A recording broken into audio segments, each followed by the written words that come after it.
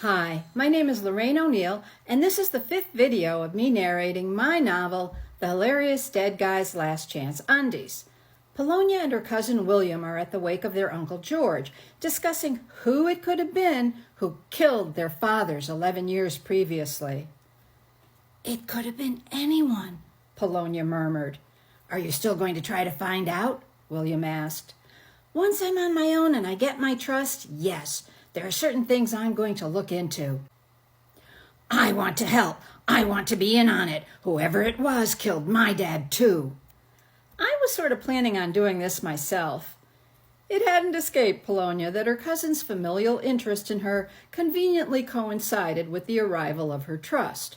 Heck, with William now being an investment broker at Appleseed Holdings, she'd been half waiting to hear his "have I got an investment for you" spiel. For all she knew, William was ardently now calculating how big his sales commission could be. But hey, how often did anyone ever play the warm and attentive act with her? "No," she hurriedly chastened herself. "He didn't pay attention to me all these years because he was away at college, then had to concentrate on building his own life here. And like me, with no parents to help." "Oh, buggers," William said, glaring. "You think it could have been me there that night with my dad, don't you?" Knowing there was diddly squat to be gained by such an admission, Polonia opted for lying, a skill she did have, but with her inherent lack of timing habitually spawned lamentable results. "No, I don't. It's just, what if I get close? Whoever it was is not going to just sit back and take it. That person killed to try to prevent financial scandal coming out about the firm, probably. What'll they do to protect themselves?" "All the more reason to let me help you. It's about the firm, pal. You know it. And I work there. I can get you all sorts of information. Check things out you need checked. If Uncle Jeremy found out, nephew or not, he'd fire you." "File that under who gives a shit. I don't care what that psychopath would do. I want to know who killed my father. You were there that night. You saw. When you're investigating this, you might see something, hear something that jogs some sort of memory. Let me help you, please." Help her with what? Both cousins whirled about, red-faced, guiltily staring into the eyes of their two primary suspects, their uncles, surviving Appleseed brothers, Jeremy and Rutledge. How different yet similar they are, Polonia thought. Jeremy was the second sibling of the Appleseed progeny, the one directly after the eldest, William's father, the dead Armitage. Armitage, Jeremy, Egbert, Valerie, and Rutledge, the 5 Appleseed siblings, all of whom had received an equal and lucrative share of Appleseed Holdings upon their father Pop's death, but only Jeremy who'd managed to hang on to his. Polonia saw William shift uncomfortably away from her, conspicuously unnerved over what Uncle Jeremy might have heard them saying. Jeremy was both uncle and boss to William, and taller, and though he'd never had children of his own, there was a strident patriarchal quality to him, but not the benevolent kind, the about to be hauled to the woodshed belt in hand kind. Jeremy was 47 years old with a neatly trimmed beard that displayed no faults, and deeply set brown eyes that displayed no secrets. He was imposing, almost aristocratic, simultaneously both bedrock and robust, seeking neither deference nor reassurance. He had no need. Dressed in a classic black suit with a blazing white shirt and French cuffs, Jeremy's white handkerchief was folded with precision over his breast in 2 perfect pinpoints.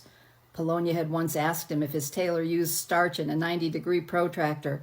He hadn't even twitched, so she'd assumed it was true. To Polonia, Uncle Jeremy was the ultimate of New York City lordly affluence. But with the hole in her blouse and the ingrained scuff marks on her shoes, to her that just meant he was an embarrassment of riches straight out of central casting. "I will never be like that," she promised herself. Unless she wouldn't finish that thought. It had gotten her father killed. But maybe she could be cagier. Maybe she could assist with tomorrow. Uncle Rutledge volunteered, looking first at William, then at Polonia. "It's the big day, isn't it? Cut loose at last, and an heiress to boot." "Mini heiress, more like," Polonia scoffed. She just couldn't work out why Uncle Rutledge, who was genial and warm, intimidated her more than Brillo Beard. which was what she dubbed Uncle Jeremy, at least in her head. The youngest of his Appleseed generation, Uncle Rutledge was 42 years old and urbane. She was frowsy. He was statuesque and charismatic. She was gangly and usually had her foot in her mouth, and had an easy, intuitive patience about him, which is kind of apropos, seeing as how he's a shrink. And worse, he'd been her shrink, her free shrink, after the murders. She grimaced, thinking of all the times he'd seen her bawling her eyes out on his office couch before she'd called a halt to the whole frickin' thing at the age of 13 after her physical collision with Ghost Mom. Unlike his brother, Rutledge Appleseed was not clothed in black, but in somber blue, almost matching his liquid blue eyes, dazzling and perceptive. Held in the highest approbation of all the Appleseeds, he was easily also the most attractive. Polonia, on the other hand, looked like Egbert. She had his frizzy hair and Pop's freckles, the only thing she'd gotten from her mother being her bright red hair. Polonia was elfin, the proverbial late bloomer who even now was awaiting puberty to fork over something more than her double A's and some decent hip curves, let alone a noticeable behind.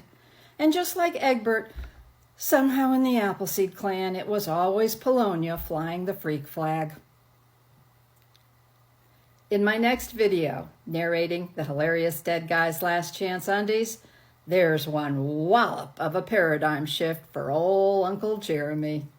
Bye.